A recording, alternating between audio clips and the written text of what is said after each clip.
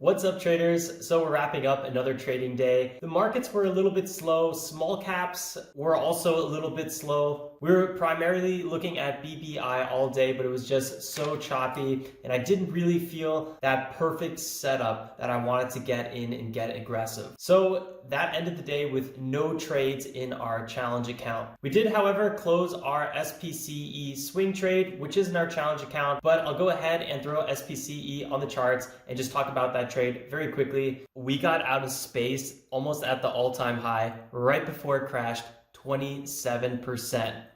Woohoo! But then I got a little crazy and I did one little trade with our challenge account. So I'm going to show you guys that trade as well. There is a full video about it. I'll post it somewhere here that if you guys have not seen it already, I definitely recommend you check it out if you're interested to know the full story of why I entered the space swing trade and see my thoughts at the time as well, where and when I wanted to get out. And today I kind of felt that it was the right time. Although who knows, maybe I sold way too early. For the BBI lead gapper, I do want to talk about 3 potential trades though that we could have made today. We called each one of them out live as they were kind of happening. So it was pretty good fun, but I ended up never pulling the trigger. So I definitely want to review those 3 trades or those 3 possible trades with you guys. And the last thing I briefly want to talk about is that Morgan Stanley buyout of E-Trade. This is a $13 billion deal, and it comes just, I think, shy or a little over 3 months now since the $26 billion merger between Charles Schwab and TD Ameritrade. E-Trade's ticker ETFC rose about 24% today, while Morgan Stanley stock fell about 4%. Kind of interesting. I personally don't have any accounts affiliated with Morgan Stanley, but I did used to use E-Trade as my first broker when I was back in high school. They had the really cool $5 a trade deal going on back then, but I remember I was never really that wild about their back end or their interface or yada yada for trading, so then I switched to TD Ameritrade and I closed my account with E-Trade.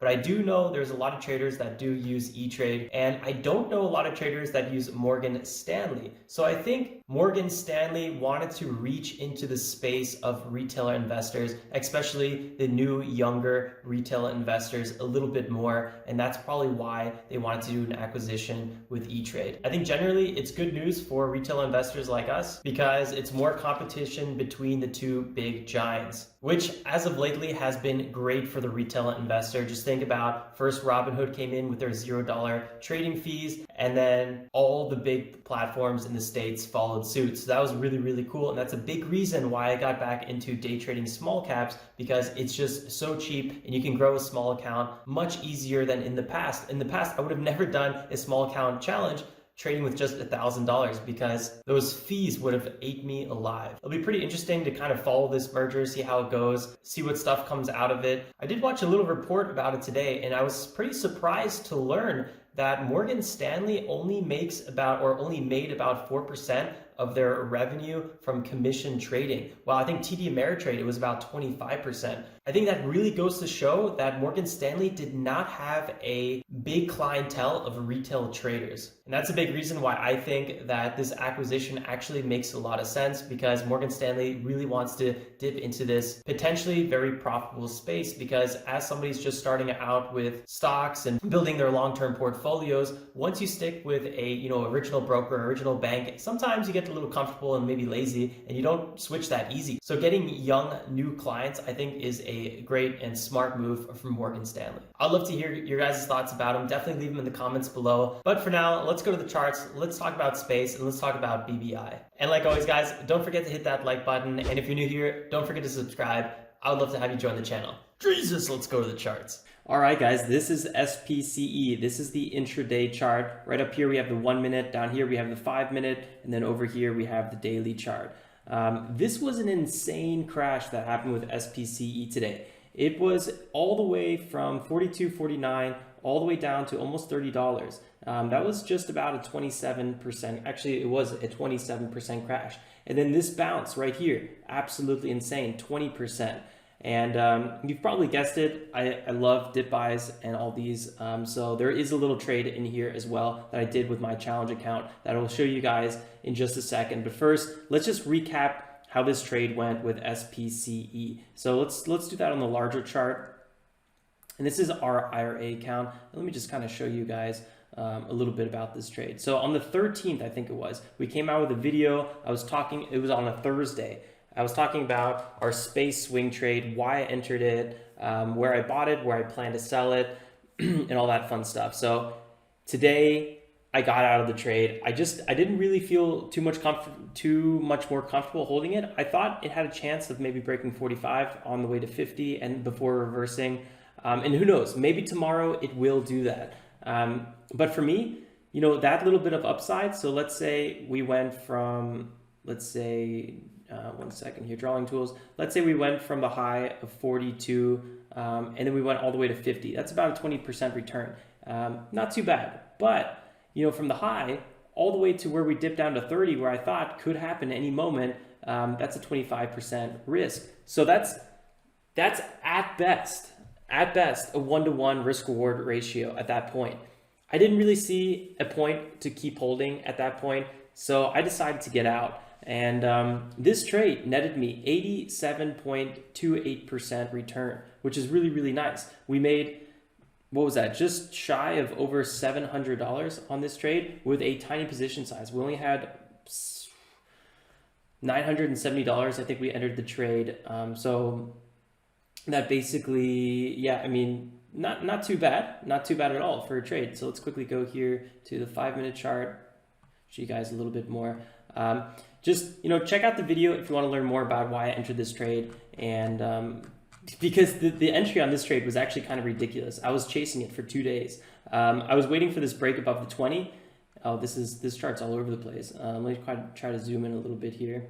Here we go. So I was waiting for this break above 20. We finally got the break above 20. I wanted to buy on a pullback. I missed it twice.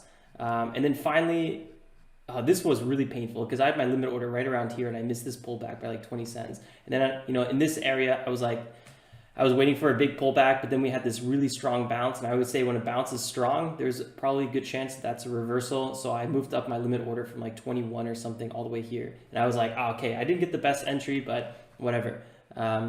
Luckily, it was a pretty nice rally. So our entry from right around here all the way to the top, not too bad at all.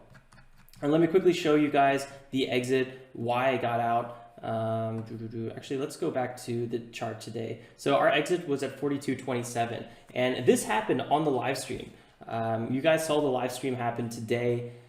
It was sometime in the mid area. There's actually a link to this specific time if you guys want to check out the exit. But basically, you know, we were watching this spike happen in real time, and I was just thinking, okay, well, any break above 42 would be really nice to get out. I kind of waited for one more pop to the upside here. I decided to get out. Luckily, we got a nice little execution here, 42.27. A big reason for that is, you know, the markets were looking a little shaky. We check out the volume here as well. We had one big dip here, and I actually wanted to get out yesterday. I wanted to sell into a pre-market high. It didn't really happen.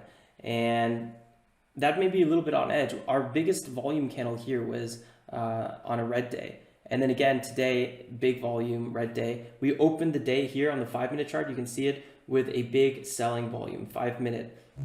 Typically, you know, when you start the day with big selling volume, and those are some of the biggest volume candles, it's not a really good sign. And I kind of felt that this trade was a little bit overextended. I mean, it's totally overextended. This rally on space was just absolutely ridiculous. And it was good fun trading it. I felt a little sad getting out of this position, but yeah, to me, the trade was kind of done. Like I said, the risk reward was no longer in favor. This was a swing trade. I had to understand, you know, this was a good time to get out. And you also got to understand, like, you want to think in percentages. It was really easy to get carried away with this kind of setup. You have a small position size. We only had about $970. And then you think, you know, you're already up $700, $800, and you're thinking, I would love, actually, if we just go to monitor, maybe it'll show the trade here. Buying power effect. No, this is just P&L on the day. So you don't see the full trade, unfortunately, here. But yeah, I was thinking, you know, I would love to maybe make $1,000 or something like that. But you have to think, you know, in percentages. We're up 87.28%. So if we were trading with our ideal position size of, let's say, $10,000, that would mean we would have $8.7 thousand unrealized gains. Now, would you want to close that? Probably. You'd probably love to take those profits off the table, even if there's a chance of maybe reaching 10,000. But there's a much bigger chance at this point of, you know, pulling back and then only having $5,000 profit. So to me, just thinking in percentages was a big factor of why I exited this trade. Really quickly, let's talk about the challenge trade I did today in our cash account. This one was a little sketchy. So I love buying dips, but I made a big mistake here on this dip buy. And typically, I only want to buy dips when the market is selling off and we're approaching big support area. And to me, I was kind of looking a little bit too intraday here. I was kind of focusing on this support zone around 35, and that's where I entered, which wasn't the worst entry. We did have a nice little 5% bounce off of it, but I held a little too long, and then I had to hold this trade for way too long. Typically, 5 to 10% is my max stop. For this trade, I was right around here. We were just hitting 10. And I was like, actually, we were down, I think even 11, 12% at one point. And I was thinking, okay, well, this is a large cap stock that is overextended, but it's been trading extremely emotional. And the way it's been dipping in the past, I mean, this was one of the strongest dips it's had. So I felt fairly comfortable holding it through this. Now, I didn't think that it would be a great trade after this. I knew I was going to take a small loss on it or a small profit.